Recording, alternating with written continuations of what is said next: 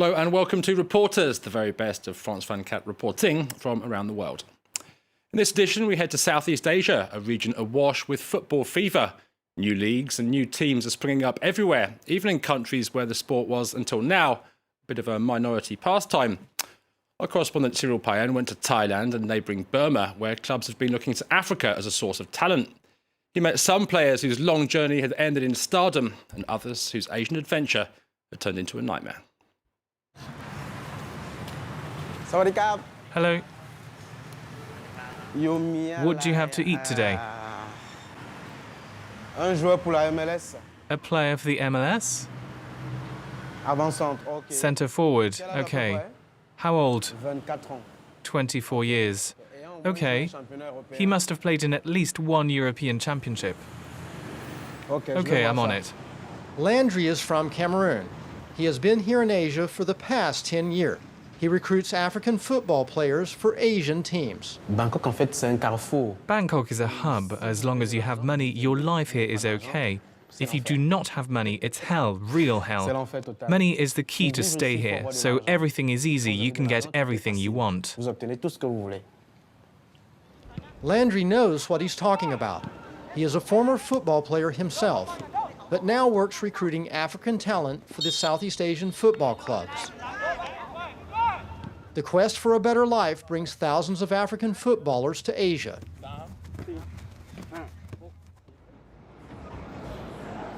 Burma is the new El Dorado for African football.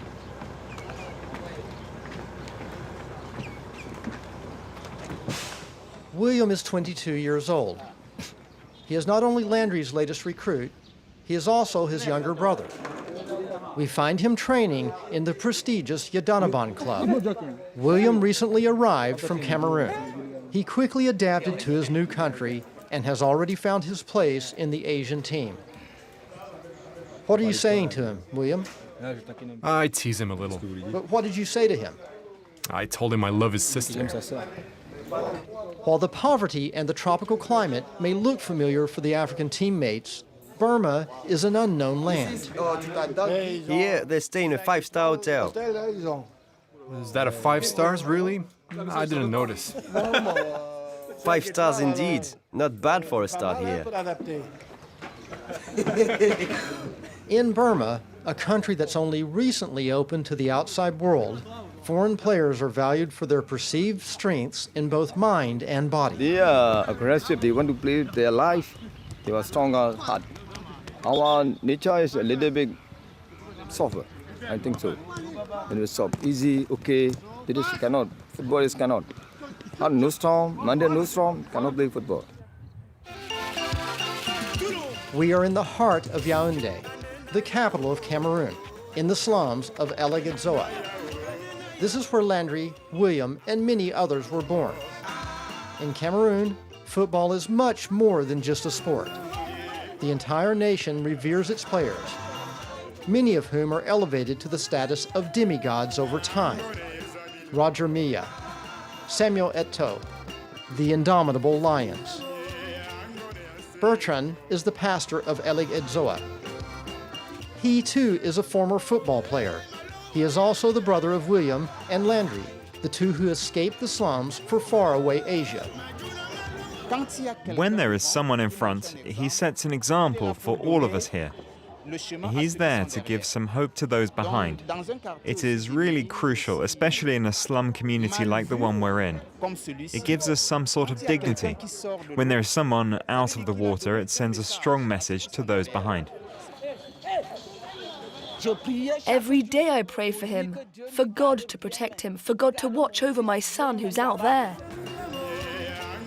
The African continent has an impressive stock of talented footballers. Many look towards the Asian football circuit, where passion for the game and the boom of local teams fuel the dream. I worked in football, but God has not allowed me to go on with my career. Landry also played, but he did not succeed either. So now we have William playing today. It means that things I've already been through, I can tell him about, I can advise him. And thank God William is a very obedient child. He listened to the advice and continues to listen. But the story of Cameroon's slums is not always one of success. For every person who makes it, there are many more falling on bad luck, with the consequences often felt by entire families.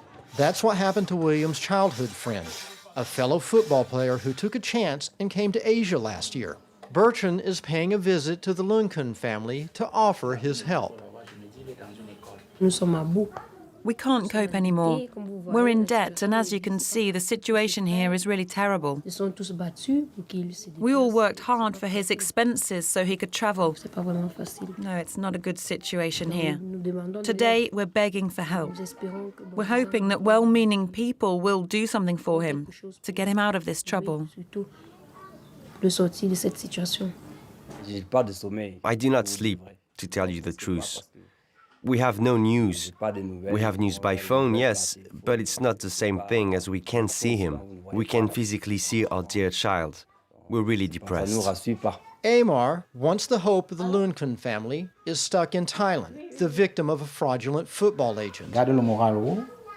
Keep your morale high, you're a soldier. Tell yourself, I went to war and I have to win this war. Before coming back, tell yourself that you have a trophy to bring home, okay? He may be more than 10,000 kilometers away from Yaoundé in Thailand, but slum solidarity goes deep. Landry vows to find Amar and help where he can. When an African man comes here, he must struggle harder than others to earn his place. He can't come here thinking it will be easy. There are lots of young people who are left here with nothing. There are so many. They have no football team, nothing. It's a big issue that some of them arrived in Asia thinking everything would be great. What I'm telling them, and especially to those who are still in Africa, is that it's twice as hard for us compared to anyone else. We travel over 400 kilometers from Bangkok to near the Cambodian border to find Amar. He survives here by working as a farmhand in the fields. He no longer has a valid visa and has to hide his identity. Here we're often manipulated and abused because we're black. My life is not easy. I was tortured a lot. I do not even have a place to sleep. We sleep where we can, anywhere. It's really hard. And most blacks I met since I came here, they say they play football, but in fact, it's the same. They go down and further down. Many of the African footballers ultimately fell in Asia. As for Amar, he is lucky. He will be able to return home. We are at Mingaladong Airport in Rangoon.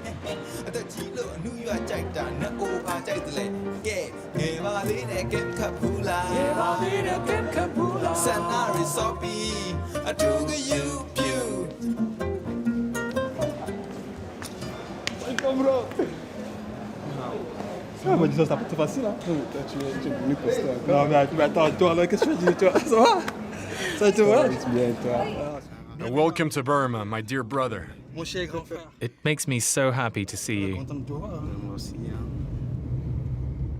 If you play football well, you'll be the darling of everyone. You'll be loved, because Asians love beautiful football.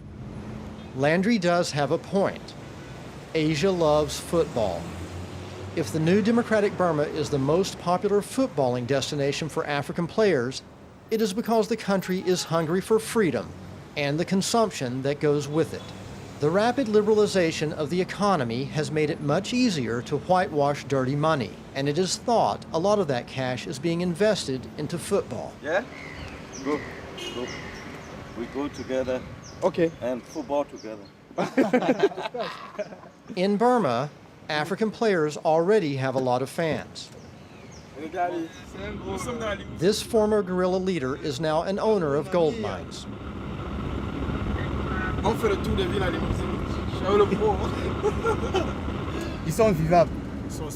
Yes, they're very hospitable, it's true. Let's say it's very different from other countries, because here they have no problem accepting foreigners. Freedom fighter is very strong, brother. Next time the regime, they take the power again, we are football team and we are revolution. We together, we fight the government again. Free Mandela! This local warlord turned entrepreneur clearly has a plan to build his own football team. You come and visit in my side. I have the gold. I work in gold mining. Stay under here. When you have the time, we go together to see the current football. And then you need to show me the way. What are you doing? Where are you going on? Okay, I can help you for that. Very good, brother. I have so many ideas. I have so many people who can... Yeah.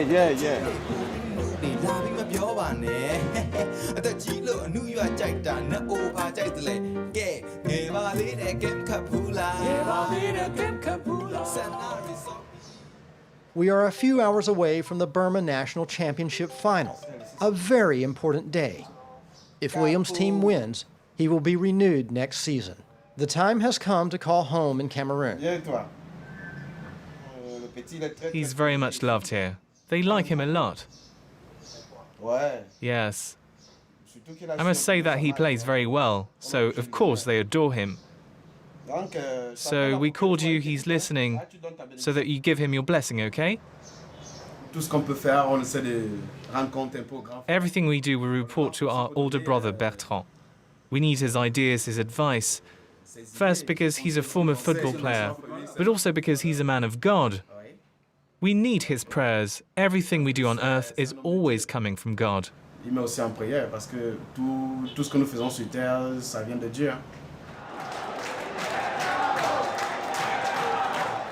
This is the moment of truth.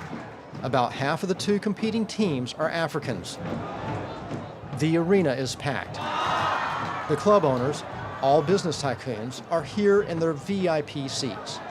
It doesn't take long before football fever spreads through the audience.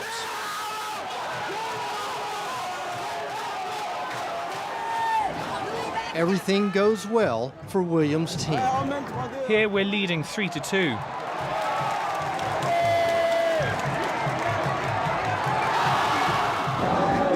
They will always need us. Africans are strong. We are so strong. And also, they lead their teams to win. For African players risking it all to make it in Asia, this sort of sporting and financial success is the Holy Grail, a dream that will push many more generations to seek fame and fortune in the East. With me now to talk about his report is Cyril Payen. Hi, Cyril. We saw the level of enthusiasm in Burma in the report there. Just tell us a little bit more about how new all that is. Well, Burma is a new chapter of its history. It has been under very strict military dictatorship for 50 years. And since the last 4 years, it seems that the people in Burma have been open to entertainment and money and having some leisures and having some pleasures. And then comes in this entertaining system the sports and the betting and so on. So then there is a huge, as you said, enthusiasm for football. And the thing is, when you have a bit of money in Burma now, in this new democratic Burma, you buy a football team. So you have an extraordinary explosion, booming of football teams in this country. So this is why, with this craziness, we can see it in the film of this attraction for football of the Burmese people, that they went to a point that they will needed some better football players. So then they just turn to other continents to find some people who have been trained for more than the Burmese, who again have been under military dictatorship for 50 years and no access to whatsoever of kind of sports or sports like football. Two very different cases featured in your report there. Tell us a little bit more about the challenges facing African players in Asia.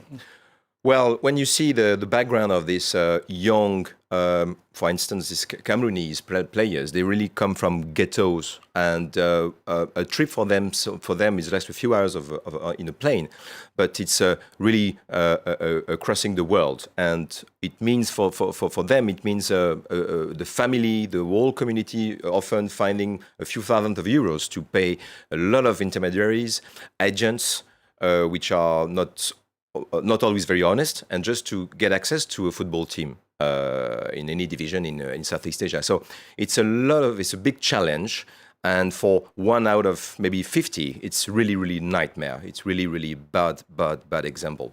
Talking of which, it's a little while since you filmed your report now. What's happened to Aymar since? He's very interesting because he grew up, Emma grew up with William, which is also shown in the film, which is now a superstar in the Asian League, really well paid, success story. And they grew up together in the same community, in the same ghetto in Cameroon.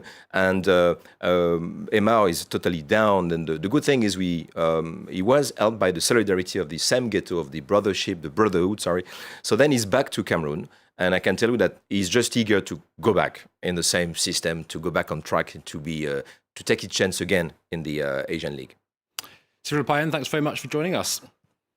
Thank you for watching. That's it for this edition of Reporters. Do stay tuned to France 24.